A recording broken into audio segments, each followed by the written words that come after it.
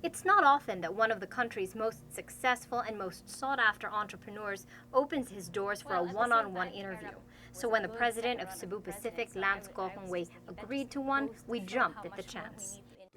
Here are excerpts of that interview, wherein he talked about his outlook for the local airline industry, Cebu Pacific's performance, PAL's labor issues, his take on open skies, and a whole lot more. The Philippine airline industry has really been a not very well known success story over the last 5 years. No? In fact, for Cebu Pacific, in the year 2005, we carried 2 million guests. Just 5 years after, in 2010, we will carry over 10 million guests this year. So contrary to a lot of the bad news going around, the Philippine airline industry, in fact, is very buoyant. We've seen Cebu Pacific investing very significantly in its capacity. Today it operates 31 brand new aircraft operating the Philippine market. We've committed orders for 24 more additional Airbus 320s, which will be delivered over the next 4 years. So that shows our belief that this industry will continue to grow. Notwithstanding, I think these issues facing the Philippines with regards to the significant safety concerns raised by the ICAO, by the European blacklist, and the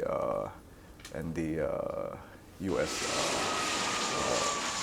Federal Aviation Authority, continuing need for the Philippine government to improve their regulatory authority over the entire Philippine aeronautical industry. Anything that affects the reputation of the entire Philippines and the Philippine aviation industry does affect the country, whether it's directly or indirectly. So I think first of all, it's very clear that the entire industry has to support the DOTC and the CAAP in making sure that we put in all the steps, all the hard work necessary to overcome these obstacles and objections set by it. It just points to the real need to improve our capability and credibility in the international community. At present, Cebu Pacific only flies domestic routes and routes to the Asia Pacific. Any plans of going further, perhaps to Europe or the US? Currently, our business model is for us to fly routes which are within 5 hours or less, no? And these are routes that can be reached by our Airbus 320 in a single stop. So that's the area for our focus. As I said, we are basically doubling our capacity in the next 4 years, and we expect by 2014 we'll be in a position to double the number of guests we carry. Okay. Your main rival, Philippine Airlines, is plagued by labor woes and flight cutbacks. How do you safeguard against these very same issues? I think this is a free world, no? I think what's very clear is that talented professional people will compete in a global marketplace. So we're going to see the continuous demand for Philippine skilled labor overseas, whether it be pilots, flight attendants, engineers. Just like you see the same requirement for nurses and doctors and teachers and architects and the like. So I think our philosophy towards that is that we have to prepare for it in multiple ways. I think we start with the premise that we do have to offer a competitive wage, competitive benefits. With the understanding that most Filipinos want to stay with their families within the Philippines. Most people do not want to work abroad if they have a choice because their families are here. So within the Philippines, we have to remain very competitive. At the same time, we do have to recognize that a lot of the attractions abroad are just simply very attractive. So we have to work on it a couple more other ways. First is we try to have a very conducive work environment in our company. We have a very flat organization where I believe, at least people believe that we're sincere in trying to communicate with and work with our entire team, and that Cebu Pacific's success will be the success of everybody in the team's success. Second is that as a growing airline, we do offer a lot of opportunities for our people to grow within the airlines. We continue to hire, train, recruit a lot of talented people in the organization. And as the airline grows, there will of course be more opportunities for people for our team members to gain areas of higher responsibility. This is not only for pilots, but likewise for engineers, for check-in people, for the entire team. I think the third consideration is we still have to accept the reality that oftentimes jobs abroad are attractive alternatives. So we have to have a pipeline of people. We have to recruit. We have to, in a way, we have to be prepared to accept certain levels of losses. Thus, in Cebu Pacific, at least with regards to pilots, we always keep a policy that we will hire and train ahead. We have already planned out our recruitment for the next basically until 2012, no, and we've taken the steps to ensure that we have enough skilled people and skilled pilots to fly our planes for the next few years, and we continue to build on that pipeline through training and recruitment. So at the end, it's three things, no? First is competitive financial package. Second, hopefully our people enjoy working for the company and they find it to be a family that they want to grow old with us for many years. And third is we just have to be prepared. Right. To safeguard all those risks that could potentially just really cripple your operations, as in the case with PAL. For instance, if their strike pushes through, if the strike of the flight attendants and stewards pushes through, would Cebu Pacific be able to absorb all the excess capacity? Cebu Pacific currently is about 50% of the domestic capacity. PAL is about 35%.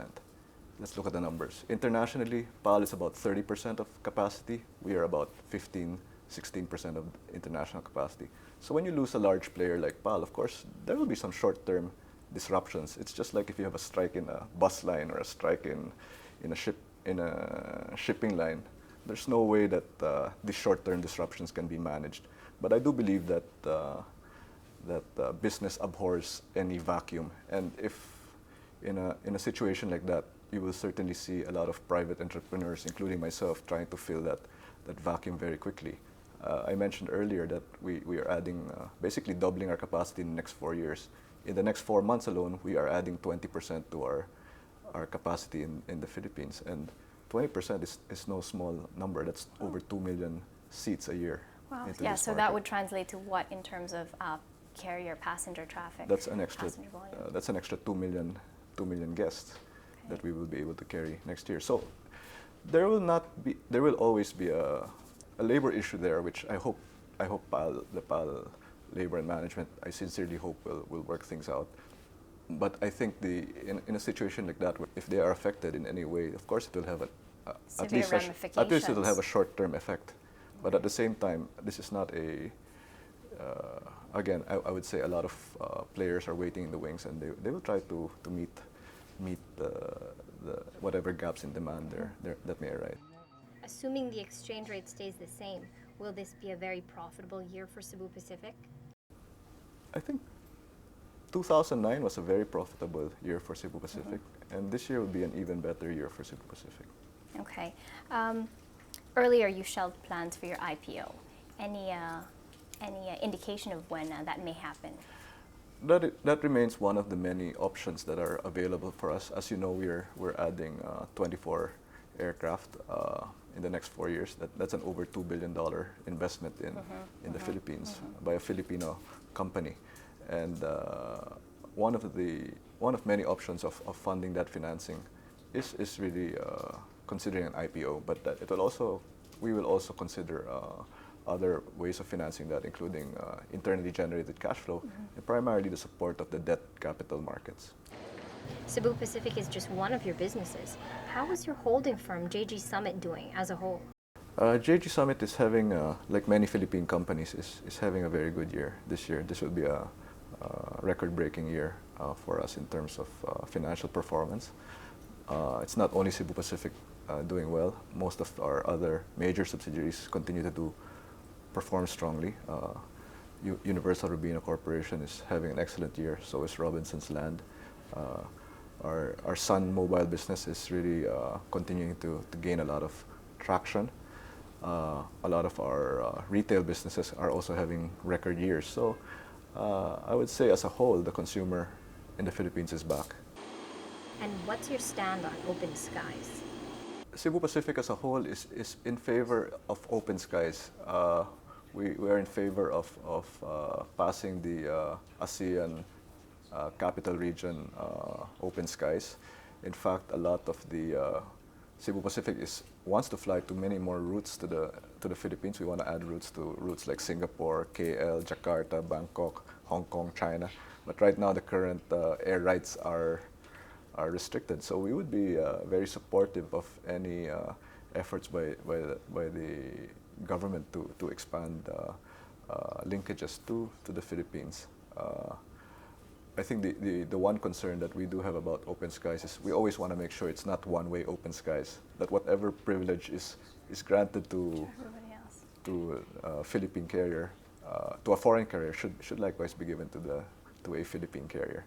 And that's the only caveat. These are air rights are natural resources, and they should be for the benefit of the entire industry. Thank you very much for your time, Mr. Gokongwei. Thank you.